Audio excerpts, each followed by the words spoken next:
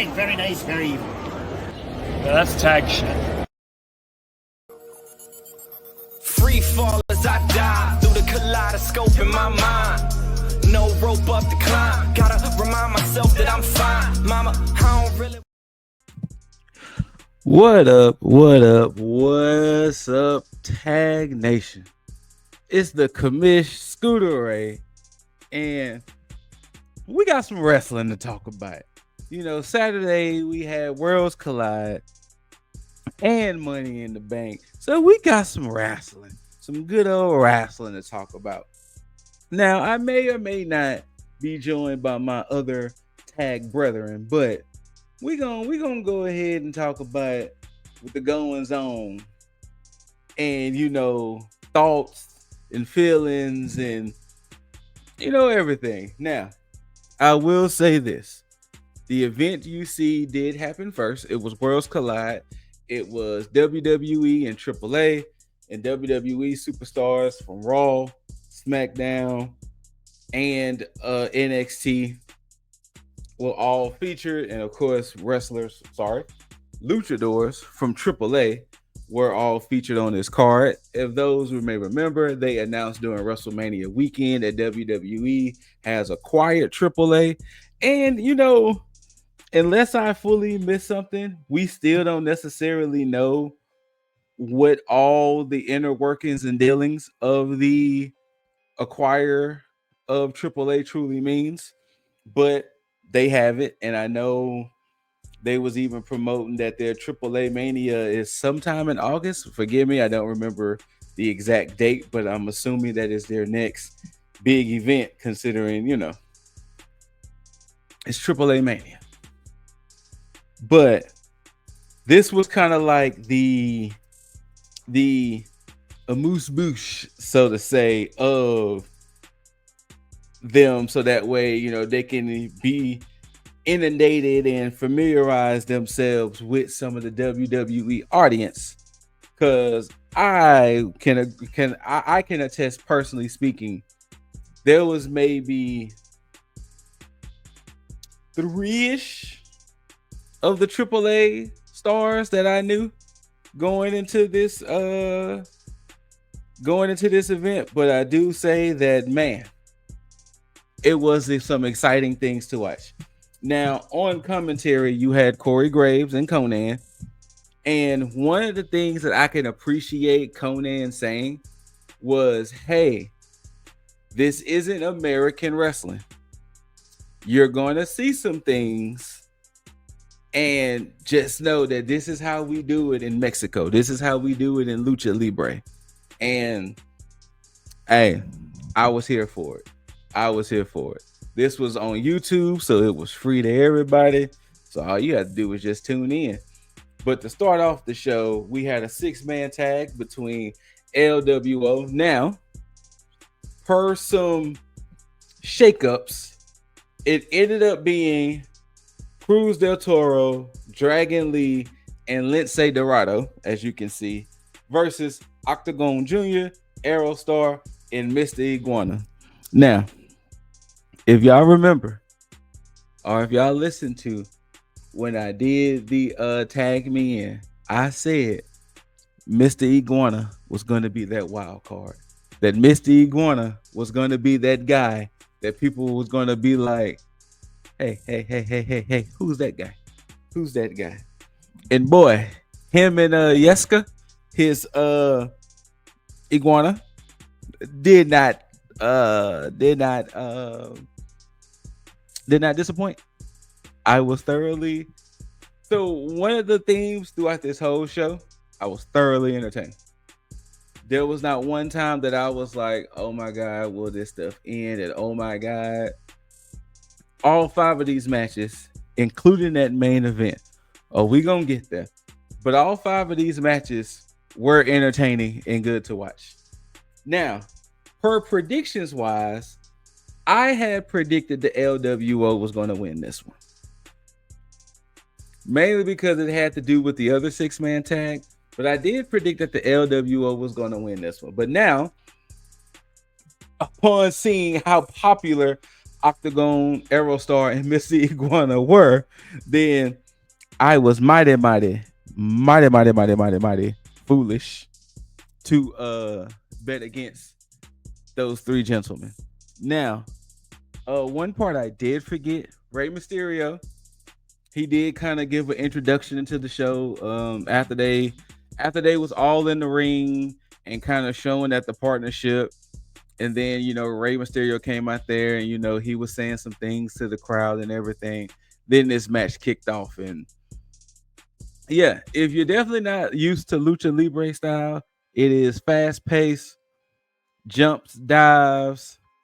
It's just a lot of movement, a lot of flashy outfits, and it's a lot of things in motion. It is a lot of things and a lot of people in motion. And yeah, it was some exciting things to see. But like I said, Octagon, Octagon Junior, Aerostar, and Mr. Iguana did get the dub. And after that, they to where Dominic and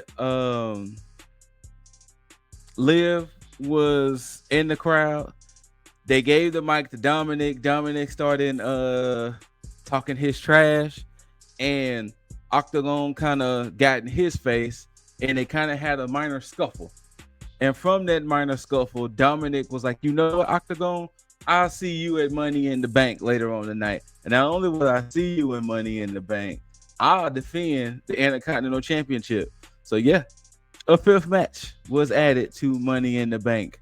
Dominic Mysterio is going to defend his Intercontinental Championship against Octagon Jr. So stay tuned for that. Next up, we had the tag team match of Stephanie Vercure and Lola Vice versus Chic, Tormenta, and Dalis. Now, one of the things I did like was you had, like I said, you had Corey Graves and Conan on commentary. But one of the things that I appreciated was the aspect that Conan was giving history. Conan was like, hey, some of these women wrestled each other. They may have unfinished business, that, things ended this way and that way. He was running down some history. So it wasn't just a completely, you went in blind to everything. You was just literally, you had to just really sit and listen. And kudos to even Corey Graves, because Corey Graves at times was impressing Conan with some of the things he was saying. And Graves was like, "Hey, I did my homework. I made sure I was gonna come correct for this event." Excuse me. So kudos. I'm gonna say it here, and I'm definitely gonna say it later. But kudos was to Stephanie Vercure. She's easily the MVP of the weekend. She had a match Friday on SmackDown, and she had two matches Saturday and Saturday night. Easily the MVP of the weekend is Stephanie Vercure. There was even one part of the match where I know Booker T would have lost it. It was a double devil's kiss. And I do appreciate that more and more people are watching NXT, because when Stephanie does the devil's kiss, you can hear the crowd in the audience hit the So I do appreciate that more and more people are watching NXT, and the lore of some of the things is happening as well. So that's one thing I do appreciate. But Vercure and Vice gets the dub. I didn't see this going any other way.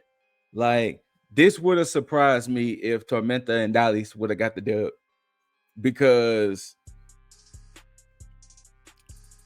nothing about this match let me know that the two ladies of AAA was going to win. Now, of course, if you've been following along everything under the WWE umbrella, yes, Stephanie did have that shock title loss, which in return, she got called up to Raw. So now technically it is Raw, Stephanie Vercure, and NXT's Lola Vice. But still, that didn't necessarily affect anything. I just wish the call up didn't happen so soon, or the sudden just shock of it, because they were building to this match, especially since Tormenta and Dallas played a role into Stephanie losing her championship to JC Jane. But hey, it is what it is, right? But yeah, Stephanie, Lola gets the dub, and once again, it wasn't a bad match. It was not a bad match whatsoever. And also, I really do love that aspect of getting people on commentary who, if something is necessarily new to the fans, that you're going to have people that's going to kind of fill in the blanks. That you're not going to just have people just watching people wrestle and then it'll be like, well, can you tell us about some of the people we're watching wrestle? You know what I'm saying? So I do appreciate getting that aspect of people filling in some blanks that, you know, a lot of these wrestlers have history that, you know, this happened, so now therefore this is now happening and things of that nature. But yeah, I do appreciate it. The next match, the other 6-man tag, you had Legado del Fantasma versus El Hijo de Dr. Wagner Jr., Pagano, and Psycho Clown. Before this match, we did get a vignette of the 3 gentlemen from AAA. And we all know Legado, they've been holding down SmackDown. And the reason why I went against Legado in this match is because they've been a little sketchy.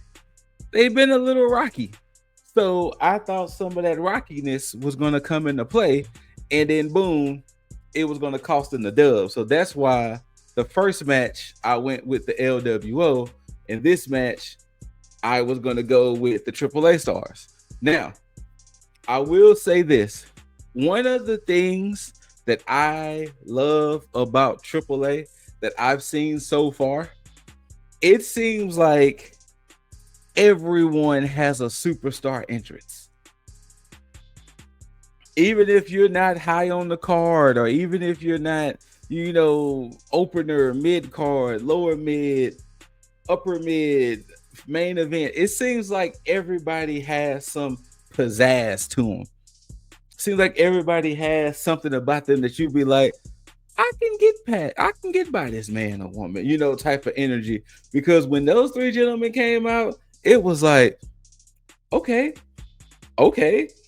you know. So I definitely appreciate that with AAA, that it seems like everybody has these just grand, just big interests, this big feel. But as I mentioned earlier about me predicting wrong, the LWO actually does get the win. And if I'm not mistaken, there wasn't any shenanigans. I mean, of course, there was moments where, you know, all 6 men was just going at it. But if I remember correctly, I want to say Santos hit the Phantom Driver on El Hijo de Dr. Wagner Jr. and got the dub, if I remember correctly. And yeah, the LWO. Now, I'm sorry, Legado looking stronger than ever. Now, I hope this plays into the aspect that maybe that they're good. That, you know, there's no more cracks in the Legado del Fantasma foundation, that they're good now. But I did enjoy watching these gentlemen from AAA that, you know, I'm gonna have to find a way to start watching AAA here and there. Like, I don't know if they got a weekly show. I don't know if they just doing pay-per-views. I gotta find a way to tap in, as they say. I gotta do some homework, a little research to kind of, you know, tap into some AAA because I was kind of here for it. I was kind of here for it. And throughout the night, they had other Lucha Libre legends in the audience here and there. Like, you know, they would show some highlights, then they would show them. So once again, they made this a big deal. Like, it wasn't, though it may have looked like I wouldn't even say it looked like an updated house show, but it definitely, the presentation of it and the way everything played out, I loved it. I really did. The next up, the Fatal 4-Way for the NXT North American Championship. You got Ethan Page defending against Javon Evans because we all know he's bouncy. Triple A's Laredo Kid and SmackDown's Ray Phoenix. My goodness, was this a match? This was a match. I don't understand. Like, funny enough, when it was completely put together, it was very, I wonder how this is all going to work out type of energy. But when I tell you, they figured it out. And not only did they figure it out, but they went out there and had them a banger. Now, my prediction brain was all over. Ultimately, I predicted Ethan Page, but it would have not. So the only reason why I kind of stayed with my prediction of Ethan Page is because, for those who keeping up with NXT, Sean Legacy has a title match come Tuesday. And typically, they don't like to book babyface versus babyface. Laredo Kid, Ray Phoenix, and Javon, all babyface. Now, Javon, due to Javon's YN-ness, and if you know, you know, due to Javon's YN-ness, yes, he can be in between, but for the most part, he does lean more babyface. Now, the only reason I would have saw Ethan Page lose, especially more to Javon or Laredo Kid, is if they would have called up Ethan Page like next week. Like if they would have pulled the whole he lost the belt, boom, now he's on Raw, or boom, now he's on SmackDown. So that's the only reason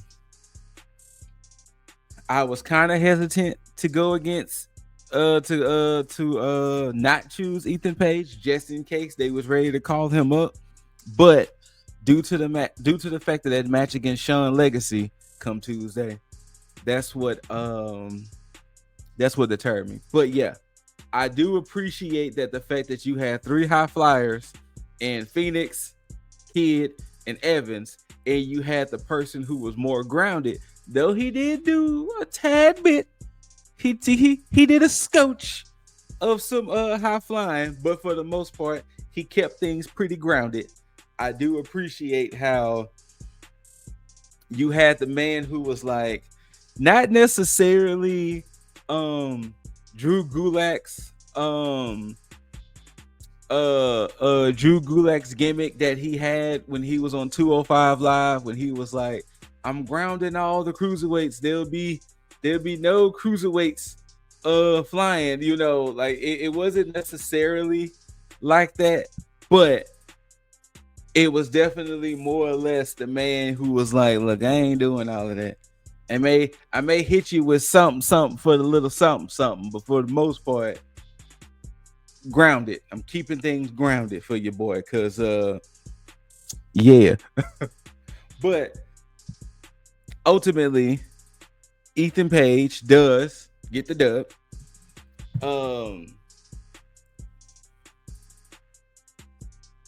I feel like it was Javon that hit Laredo Kid, I think, with the finish, and then Ethan Page pretty much stole it. But yeah, Ethan Page does retain his North American Championship, of course, in a very heelish Ethan Page way. I mean, Ethan Page is gonna be Ethan Page. And like we said, he has the match against Sean Legacy come Tuesday. Now, I will say this. If and only if, hold on, let me rewind. I'm going to be slightly disappointed if Sean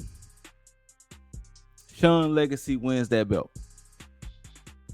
Because it's gonna be like, dang, you couldn't have gave it to Javon. Now, of course, the only upside to all of that is, unless they're ready to call up Javon, because I think Javon has been impressing them with because I know he had that match on SmackDown when him and Ray Phoenix teamed up. So I wouldn't be surprised if they're slightly impressed with Javon. I think the only thing is that they may, like how we like to say on Tag, I think they may kind of let them bake in the oven a little bit more, kind of let them, cook, kind of get a little bit more seasoning. Maybe possibly do another year on NXT, and possibly in 2026 he may get called up, but it would not surprise me that they are impressed with the young OG. So, and who knows? We've seen call-ups happen all the time. So, hey, you never know. It could be a potential shock call-up. We shall see. But then, for our main event of the evening, for the AAA Mega Championship, we have El Hijo del Vikingo defending against Chad Gable. Ladies and gentlemen, boys and girls, when I tell you this was match of the whole weekend,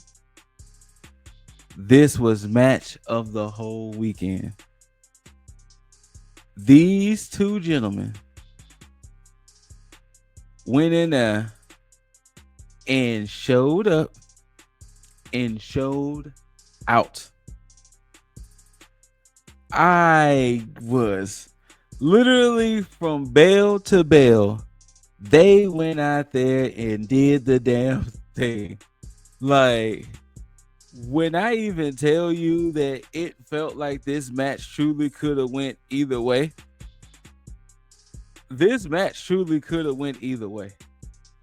but they went out there and they showed up and showed out. Like, once again, this comes down to what I was saying before. El Hijo del Vikingo was one of the gentlemen that I was slightly familiar with. I had seen, a few of his stint when he was on AEW, and I seen a few of his matches here and there. But I know for a fact he definitely impressed the WWE universe, because if he didn't, then you're being a hater. I mean that with a whole heart. If you was not impressed by Vikingo and what he was doing, then you're being a hater. Because when I tell you they was out there doing the damn thing, ooh boy. Ooh boy. I think what's crazy about with like people who incorporate a lot of high flying or high risk moves is the aspect that you can legitimately be wrestling for a while, and even in your quote unquote tired state, you can still pull off some of these moves. Like, that's a different level of athlete. Like, seeing, like, and don't get me wrong, Chad Gable, he has more technical moves, but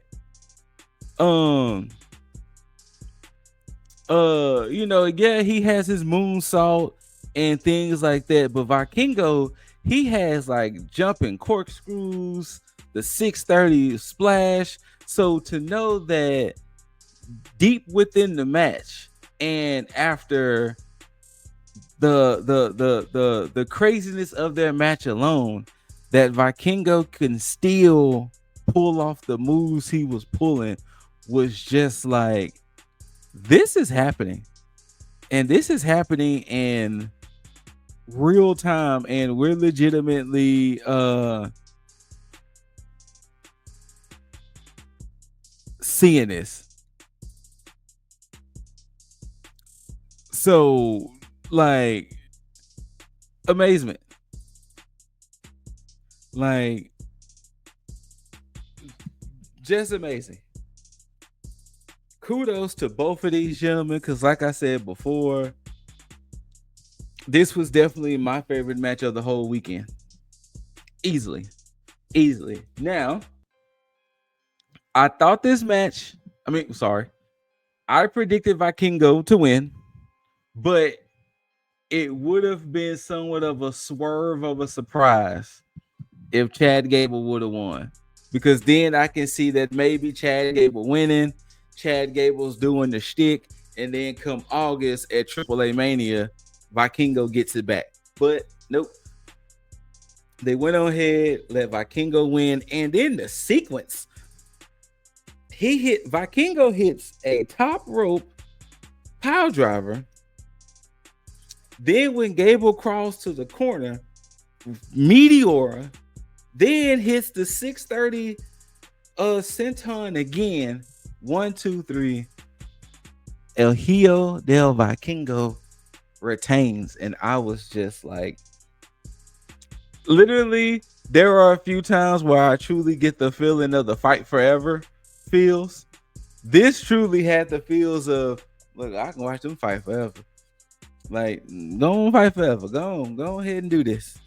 Go ahead and do this, because y'all out there doing it big and doing it grande. But yeah. And that was pretty much the end of Worlds Collide. I mean, AAA, like, most of the participants came back out to celebrate with Vikingo, but for the most part, that was the end of the show. And what a show it was. What a show it was. It would not surprise me if there's more deals or dealings in the work, but I really want to know what's the full relationship that WWE and AAA, especially with WWE person and AAA, like, are they going to try to get them TV deal? Like, are they going to try to make it a little more accessible for people to try to watch the shows? Because I'm interested. Like, I promise you, I am interested in watching AAA. Like, easily. Because, yeah. Easily. T.A.G. Tag, very nice, very evil. Yeah, that's tag shit. Free fall as I die through the kaleidoscope in my mind. No rope up to climb. Gotta remind myself that I'm fine. Mama, I don't really What up, Tag Nation? All right, and switching gears. I don't know why the intro played twice, but it's so nice. Hey, why not? Switching gears, later on Saturday evening, after a amazing Worlds Collide, we had Money in the Bank. Now, due to the events of Worlds Collide, we officially have 5 matches for the evening. We have Dominic defending against Octagon Jr. for the Intercontinental Championship. Lyra defending the Women's Intercontinental Championship against Becky Lynch. We have the men's and women's Money in the Bank. And then, of course, we have the tag team main event of John Cena and Logan Paul versus Jey Uso and Cody Rhodes. Now, this show started off with a bang. And what made add with that bang, we had the women's Money in the Bank ladder match, we have Alexa Bliss, Rhea Ripley, Stephanie McClure, Julia, Naomi, and Roxanne Perez. Now, looking at this lineup and looking at it, fire lineup, because it's not the typical you automatically know who's going to win type of energy. It very much was a we can see other people winning. We can see this lady, we can see that lady. Like there was a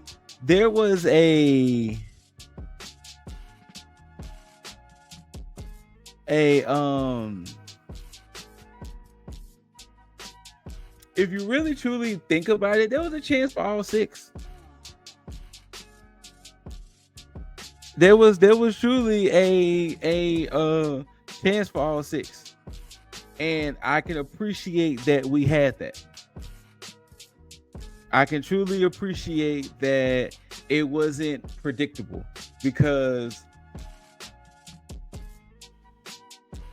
other than Julia kind of looks like she's gonna have a program with Zelina Vega, none of the other five. I mean, yeah, you still got Naomi looming with her issue with Jade Cargill and potentially Bianca, but for the most part,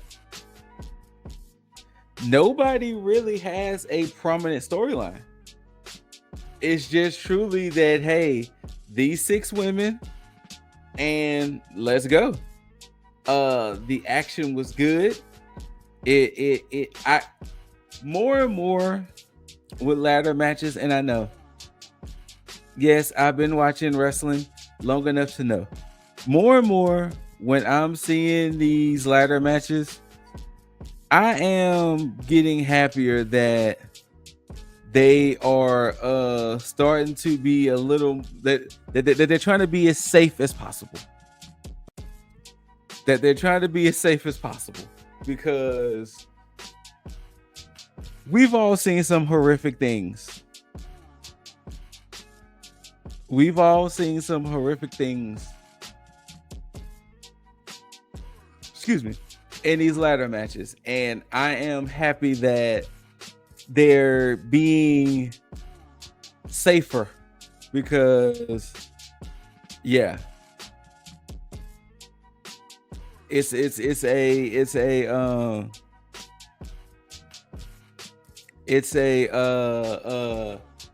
good thing to see, because you know they try to have these spots, they try to have these high intense moments, and one of the thing is that I'm glad that they're finding ways to be safer, but I am happy at the fact that we get three of the young guns in this match with Stephanie, Julia, and Roxanne. And I will say this, Roxanne is starting to, but Roxanne is looking more and more like a star. She's looking more and more like the star that we saw her to be in NXT, that the star she was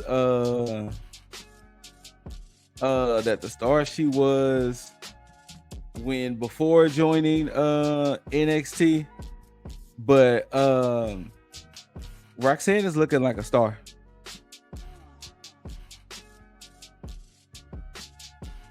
Looking like a star. And yeah. And so, funny enough, shout outs to Taiki B. He asked me, why do you think the fans aren't behind Julia yet? And I said, I don't know. Maybe it's because they brought her in as a heel. That, you know, when of course we known her in NXT, she became a heel later, but she was the good guy. So I don't know. I find it interesting that the crowd hasn't fully got behind Julia, especially like how the crowd is behind Stephanie. And like I mentioned earlier, this is Stephanie's third match. This is Stephanie's third match in 2 days. Like, yeah. Yeah. And she's going to be a star too. When it comes to Stephanie, Roxanne, and Julia, the company is definitely in good hands. But the fact that these women who's been in, they've been in NXT a little bit of time. Like I know Roxanne's been there a couple of years. Julia and Stephanie pretty much less than a year. But the fact that they can go in on the big stage and show up and show out is amazing. It's amazing. And then, of course, fan favorite Rhea. Rhea can truly do no wrong. Rhea is one of those ones that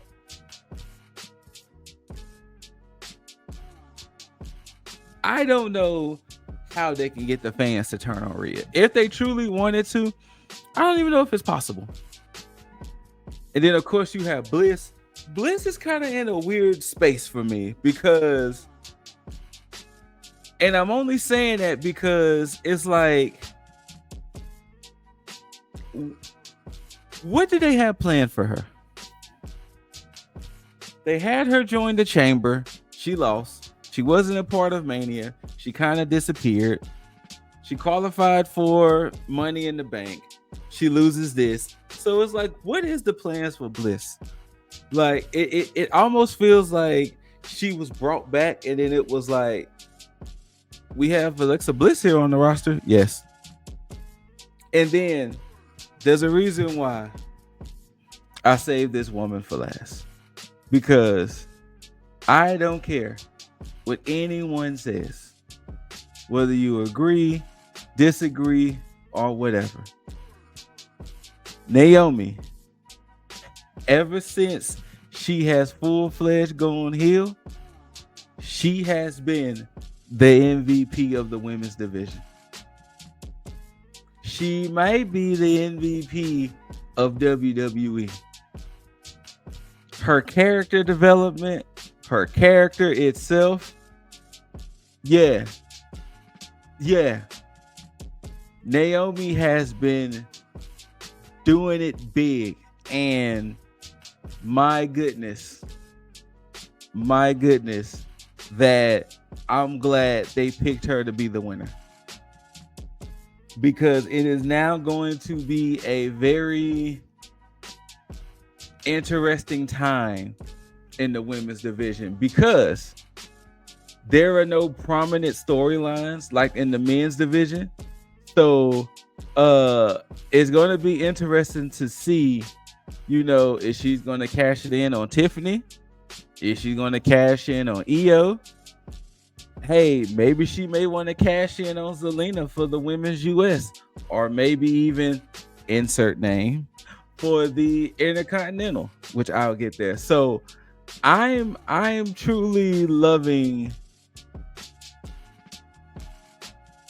the aspect that Naomi won, with her being truly the most interested woman on the WWE roster, and her being just the most complex, the most just entertaining character, that she was deserving of the Money in the Bank. And I even appreciate in the post show, Big E was giving her flowers. She kind of slightly broke character, but she was able to get it back. She was able to give it back. But yeah, I am thoroughly happy that Naomi won the Money in the Bank.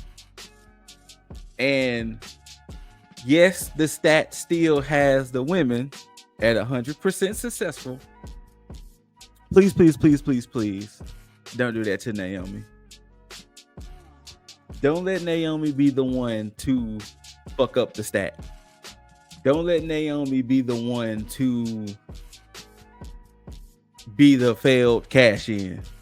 Because then, one, that would not be completely fair to her character and to her overall. Because once again, for someone who's been putting in work for the past few years, like she has been,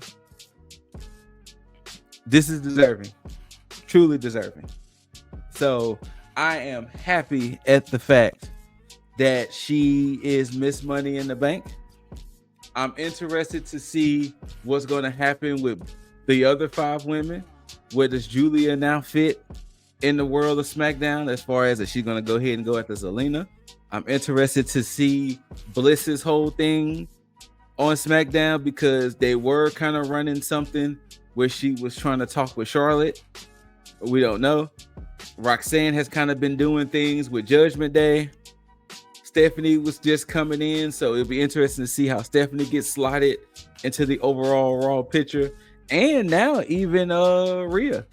It seems like Rhea wants another crack at Io, and it definitely seems like they're putting on a collision course for Stephanie and Rhea as well. So it'll be interesting to see come, Monday going forward, how things look, post Money in the Bank, especially with Naomi being Miss Money in the Bank. Sorry. Next up, we had for the Intercontinental Championship, you got Dominic Mysterio defending against Octagon Jr. Like I mentioned earlier, this happened as a result of Octagon's team winning at Worlds Collide. Dominic got a little disrespectful on the mic, and Octagon didn't appreciate that. So he challenged Dominic challenged Octagon for the Intercontinental Championship, and boom, here we go. Like, seriously, here we go. This was a good match, and I can appreciate WWE showcasing Octagon Jr., especially kind of giving that AAA rub. I don't know if it's a situation where they're going to try to incorporate more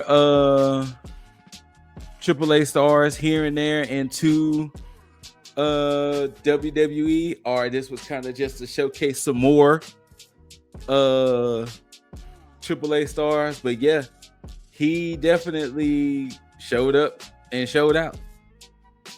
And Dominic, Dominic, he has definitely been a star, and I'm loving the aspect that he's only improving. That he's not just there, he's actually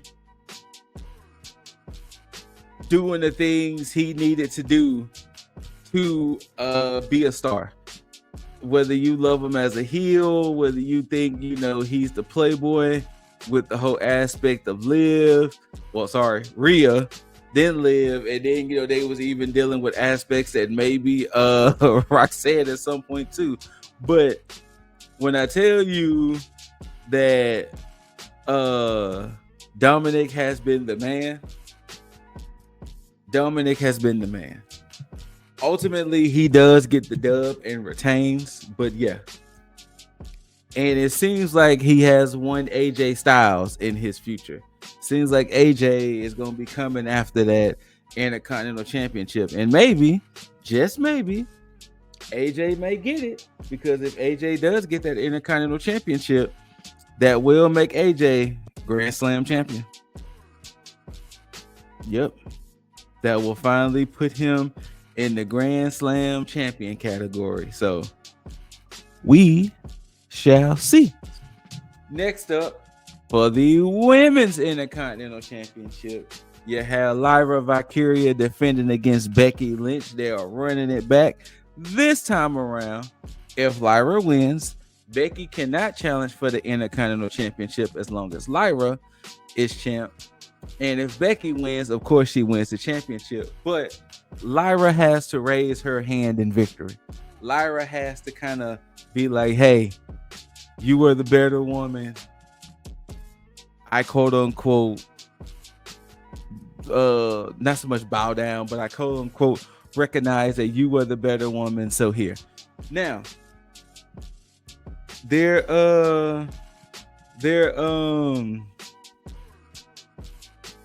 last match at Backlash was pretty good.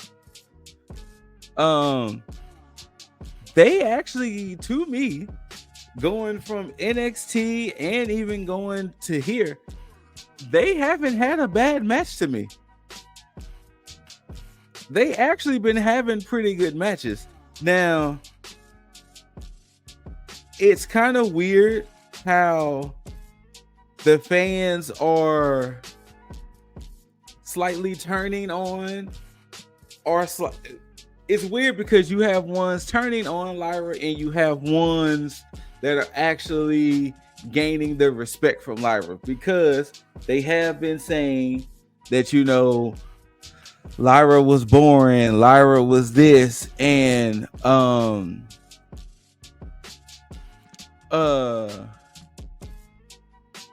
and she's been showing that, hey, y'all may want to call me boring, y'all may want to call me whatever, but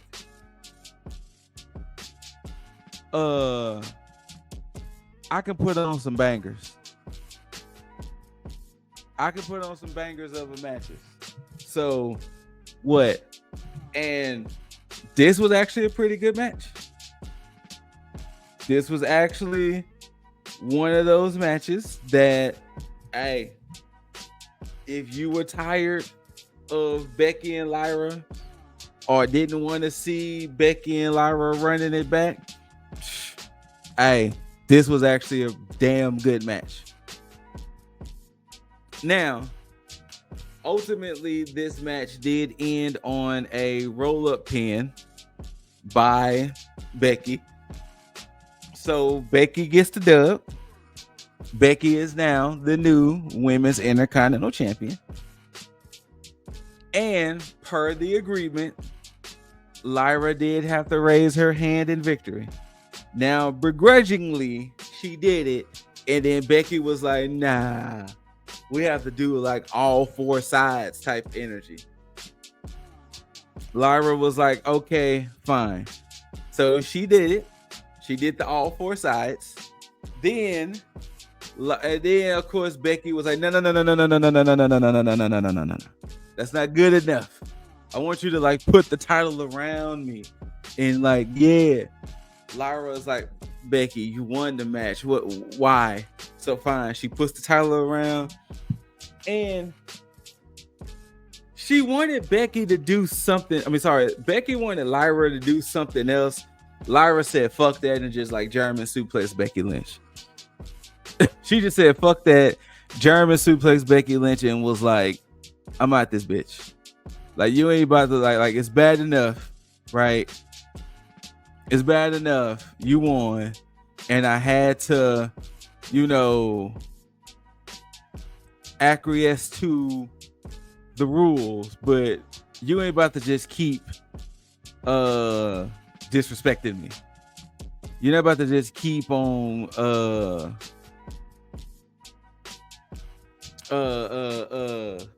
making me just look weak, making me look whack. Nah, damn it, shit. So yeah, now I do not know if this is going to lead to the proverbial rubber match or not, because if you don't include NXT, they are 1-1. So maybe Night of Champions, they may run it back one more time. We don't know, but if I know for a fact that going off of their last two matches, then definitely this one. If there's a third one, I don't see how this couldn't be a banger just like the others. I'm just throwing it out there. Just putting it out there. But yes, we have a new Women's Intercontinental Champion. and Becky Lynch. We will see how that goes, because I know Becky's about to come out Monday and be talking just all type of hot shit. Next up, we have the men's Money in the Bank match. Seth Rollins, LA Knight, Solo Sikoa, Andrade, Penta, and El Grande Americano. What a lineup. I mean, you have Penta and El Grande Americano and Solo. I think, if I'm not mistaken, too, Solo also in their first Money in the Bank. You have Seth Rollins, of course, returning, and let us not all forget, Seth had one of the most famous cash-ins in Money in the Bank history with the heist of the century. You got everybody's favorite, as Wade Barrett said, you know, the reason why the city Los Angeles has its name, LA. And then you got Andrade, who he's always a star in these ladder matches too. And man, oh man, these 6 gentlemen just, yeah, they went for it. I love the spots. I love the carnage. And once again, I love how it can still somewhat be safe, even though it's a ladder match. Now, this is where WWE can sometimes get weird. And what I mean by that is that prior to the match, Chad Gable was talking to the Creed brothers, and he was like, hey, this is the Fireball ladder. So yes, the Fireball cinnamon whiskey branded a ladder, and pretty much that was supposed to be used for victory. That was supposed to be used for a Grande Americano. And it was like WWE, and sometimes this branding is wild. I mean, we got Slim Jim and WWE tables. We had a Fireball branded whiskey ladder. You have the mat covered in all of the sponsors. You still got the Prime hydration station. And it's like, okay, you know what? On some real spiel, like, to be really, really honest with you, I'm actually surprised there aren't advertisement on the wrestlers yet. Let that just sink in for a few seconds. That I am legitimately surprised that the wrestlers don't have advertisements on them. Because, geez. But, damn good match. Damn good spots. There was one spot that when I tell you that, okay, let me rewind a little bit. There's going to be cases that I can make for 4 of these gentlemen winning. Penta and Andrade are unfortunately going to be left out for me. Only because, not necessarily because Penta is new, is because, to me, Penta still has routes to being champion. Penta still has routes of being in a championship picture, because he is still a very much fan favorite, and not necessarily saying because he's new, but he still is a fan favorite and everything. So Penta still has routes. Andrade, I don't know,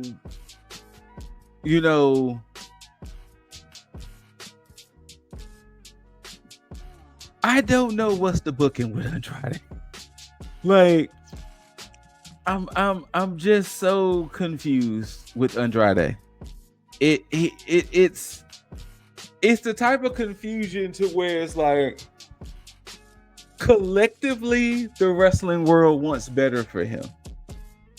And it's like, why the WWE can't see that? And not necessarily saying, oh, put the World Heavyweight Championship or put the WWE Championship on Penta. No, it's just what's the disconnect? Not Penta, sorry, Andrade. Like, what's the disconnect with Andrade? That's more the thing. Like, what's the disconnect that we're not seeing with Andrade? That's more or less my concern. There is something we're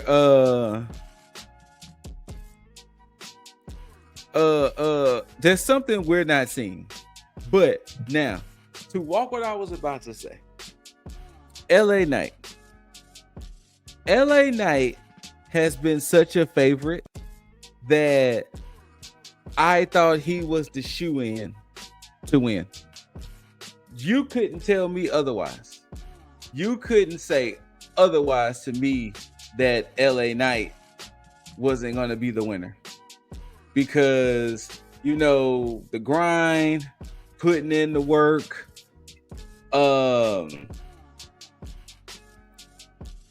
fan favorite. I mean, LA Knight is literally the only wrestler where every town is his hometown.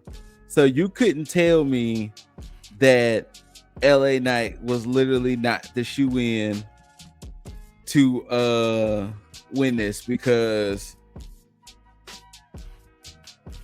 LA Knight. Yeah. Now, Solo Sikoa, my dark horse. Solo would have been an interesting briefcase holder. Now, I don't know how that cash in would have looked, but at the same time, I could also see a failed cash in as well. That's the unfortunate part with Solo Sikoa. But he would have been a dark horse because, say what you want, that man has been entertaining. And I think one of the reasons that I'm mad at the collective wrestling world was when, after Roman left, after he lost to Cody and Solo kind of had to take over, y'all didn't let that man cook. Y'all did not give that man a chance. Y'all did not let that man do what he needed to do to be the quote unquote tribal chief. You know what I'm saying? And of course, when Roman came back, it was like, okay, now the disrespect is really happening, because now y'all are just like, you know, we want the OTC. You're not the chief, you know, this and third. But Solo has been proven entertaining and interesting since WrestleMania. Actually, since last WrestleMania. Just throwing that out there. And being honest. Now, Grande Americana.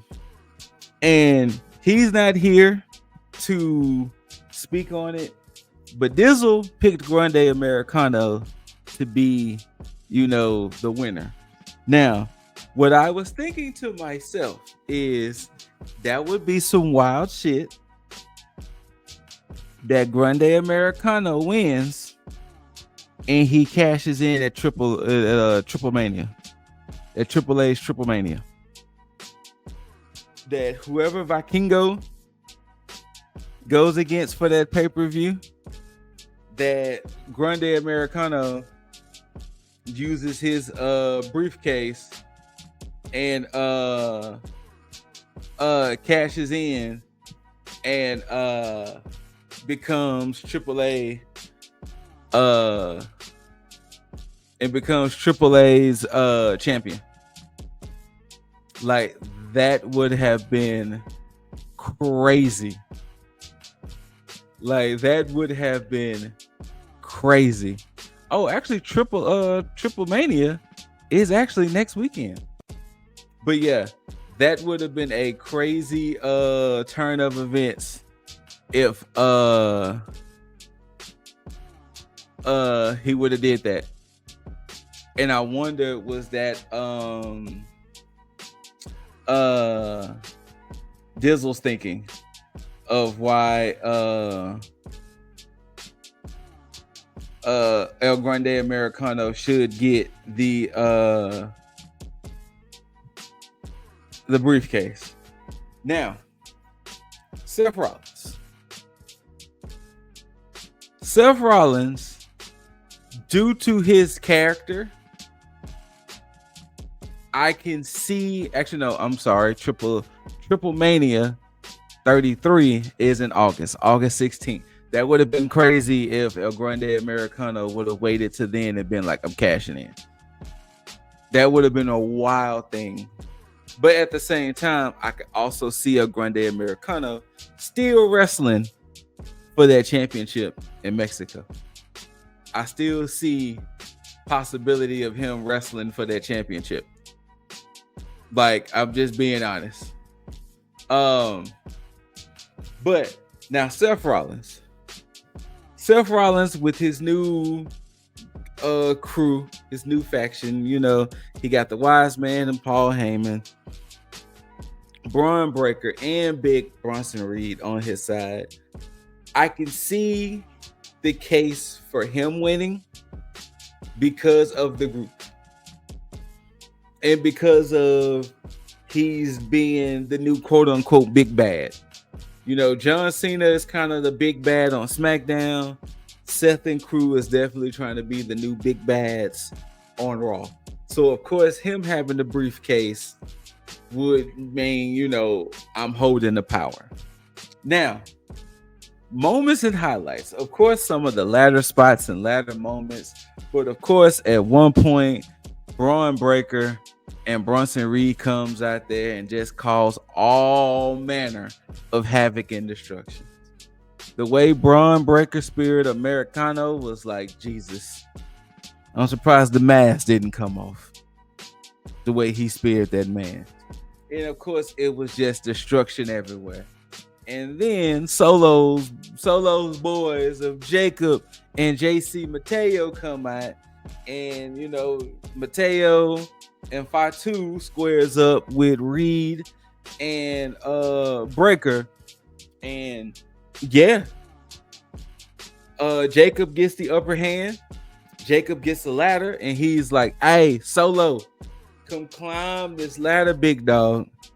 And then as Solo is climbing, you see that face of Jacob switch and he grabs the ankle. And Solo, of course, Solo being Solo, he's still trying to climb. Then he finally looks and sees that Jacob is the one grabbing his ankle. Jacob looks up at Solo and he goes, I hate you, Solo. And it was like, oh no. The crowd went nuts. He snatches Solo off, beats down Solo. Then eventually he slams Solo through one of the ladders on the outside. And yeah, Solo was pretty much done. And then Jacob deuces. Now, earlier, before Americano got speared out of his boots, there was a very cool ladder spot. And I can appreciate Seth being the man to help with the ladder spot. There was a spot to where there was a ladder propped on the outside ring apron. Americano climbed that to climb a ladder, to tilt that ladder unto the one, climb that one. And I think that's when he stopped. It was either Andrade or Penta from climbing. But the funny thing about that spot was, as you seeing it happen, you was just kind of like, you can still grab the ladder. I mean, you can still grab the briefcase. Go on, grab the briefcase. Look, just go ahead. Hold on. Just go ahead, grab the briefcase. Excuse me, just grab the briefcase. I want to say it was Andrade, but it was like, just go ahead and grab the briefcase. But you know, that's not how it goes. Now, the closing moments of the match, seeing Seth Rollins and LA Knight battling for the briefcase, and I feel like the win was taken out of everybody's sales because this was ultimately the result. Give me one moment. This was the ultimate result of the men's Money in the Bank. Yep. Seth freaking Rollins is your new Mr. Money in the Bank and your two-time Money in the Bank winner. Now, though I made a case for Seth winning, I'm not happy that Seth won. Mainly because Seth is a main eventer. He's a main eventer easily. Like, there's no denying Seth is a main eventer. So with Seth being a main eventer, he's always going to have routes to the championship. For him to be the contract holder, the briefcase holder, is kind of like a why, especially since Aldis and Pierce announced King and Queen of the Ring, and King and Queen of the Ring are going to have multiple fatal four-way matches, and the finals are going to take place at Night of Champions in Saudi Arabia. And the King and Queen of the Ring is not only going to, of course, be King and Queen of the Ring, but just like how they did last year, they're going to get title shots at SummerSlam.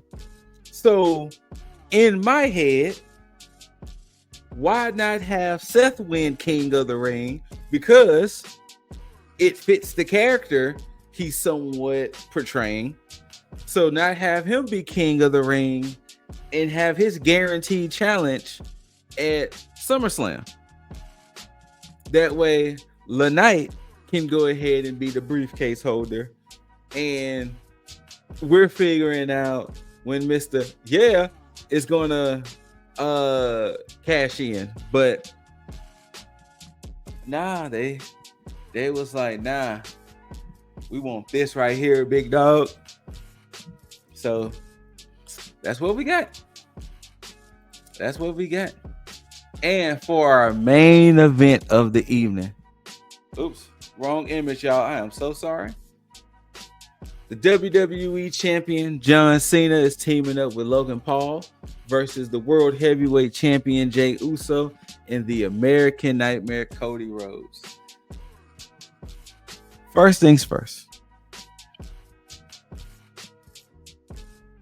Upon the ending of this match, I see why this was put on last, but I feel like the men's Money in the Bank match should have went on last, because it would have gave that. So, okay, let me rewind. In a wrestling psychology wise, I see why this went on last because of the whole feeling it gave. But it would have been a horse of a different if Rollins would have been the lasting thing we saw. Like, damn, we all got to go home knowing that Rollins won Money in the Bank. Dang, that's crazy. But once again, this match was okay. It wasn't bad. You can definitely tell this was one of those, okay, we can't get John Cena a true title match, and we don't want to give Jey Uso a title match because Jey Uso is going against Gunther on Raw, which I don't know why they just didn't save it for this, but hey, whatever. Excuse me. So this kind of felt like this is the best way. This is Cody's first match back since WrestleMania. He showed up at Saturday Night's Main Event to help out Jey Uso, and boom, we're here.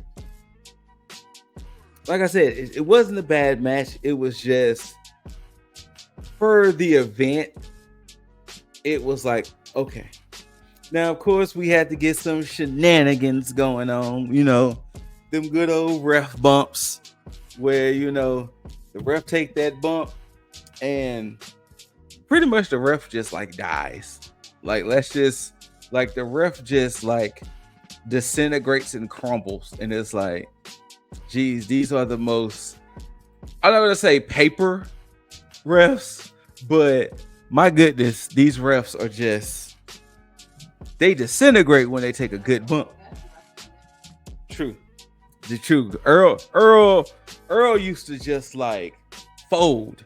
When Earl took a bump, it was like Earl would look like a fucking, Earl was the human version of Yamcha, the way he would fold after he took a bump. Mrs. Ladybug is right on that. Hebner used to crumble when he took a bump. But per the shenanigans,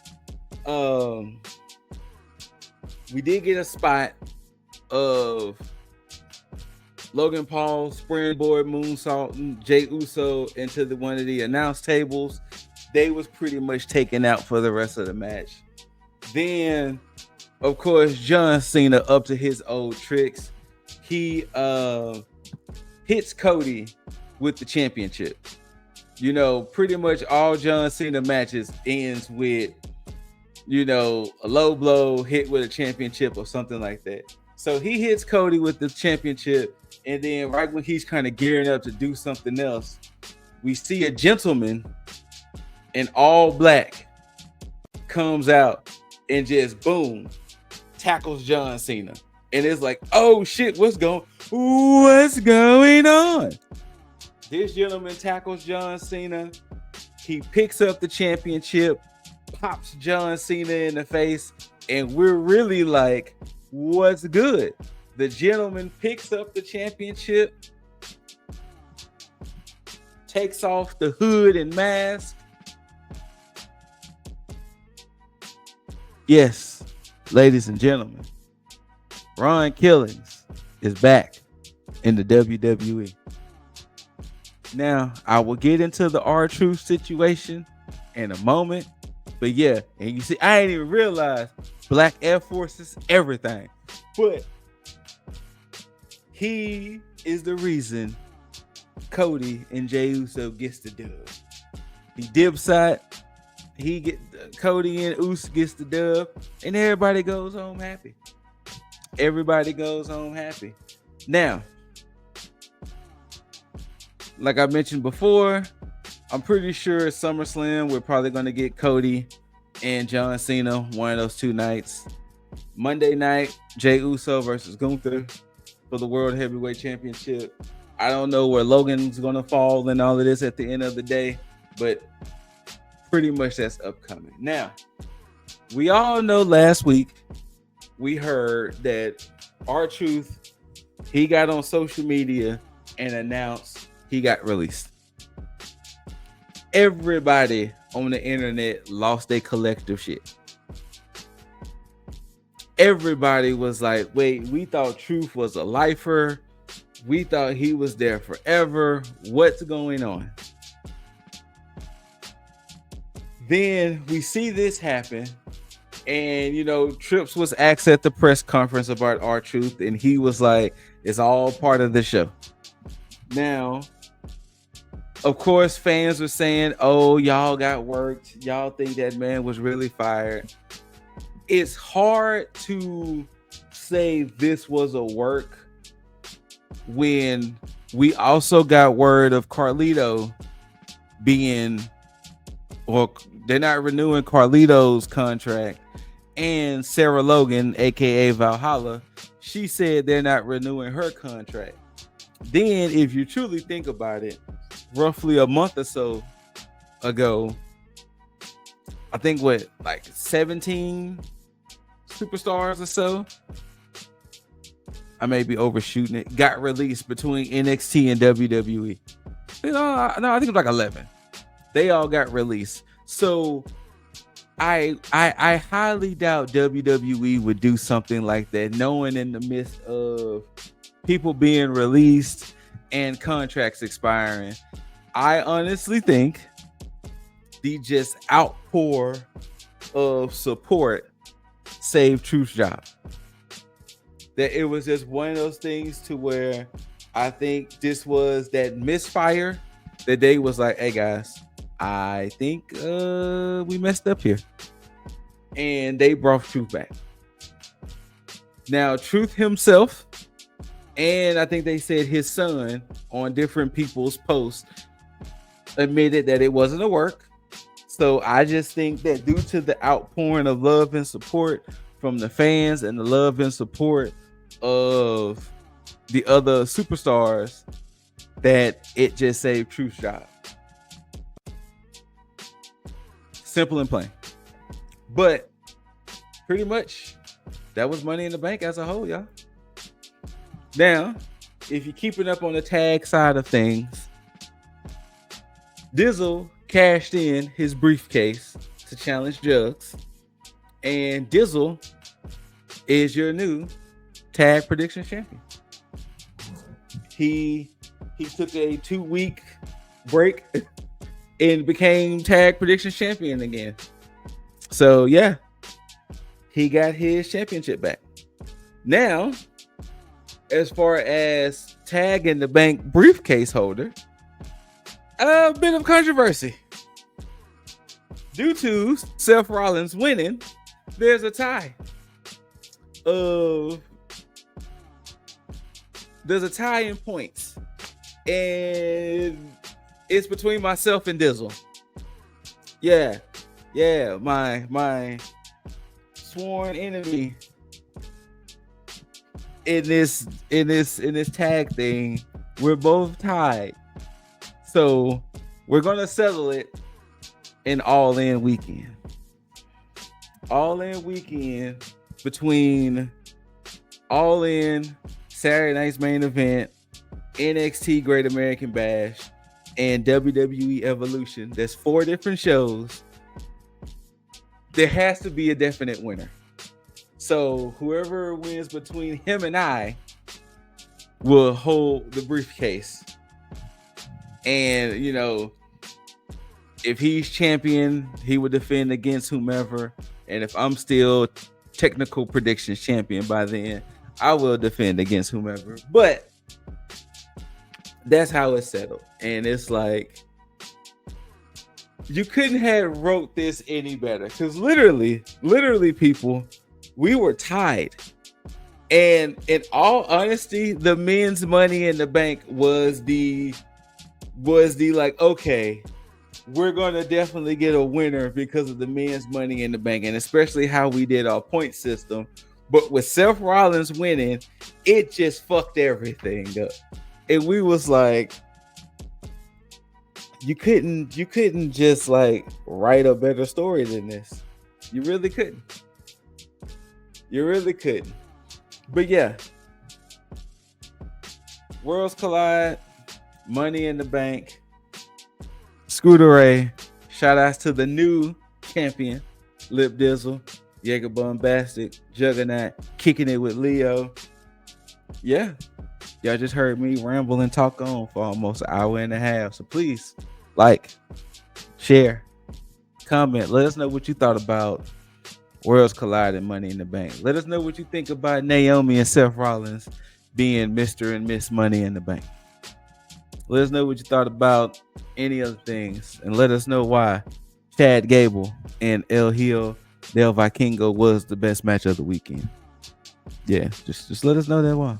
After you do all of that, if you hadn't already, subscribe. After you subscribe, hit that notification bell so you can be notified for all things tag. And until next time, love yourself, love one another, take care of yourself, take care of one another. Happy Pride. And this is Men's Mental Health Month. Make sure take care of that as well. And until next time, Tag Nation, do not forget to tag out. Peace.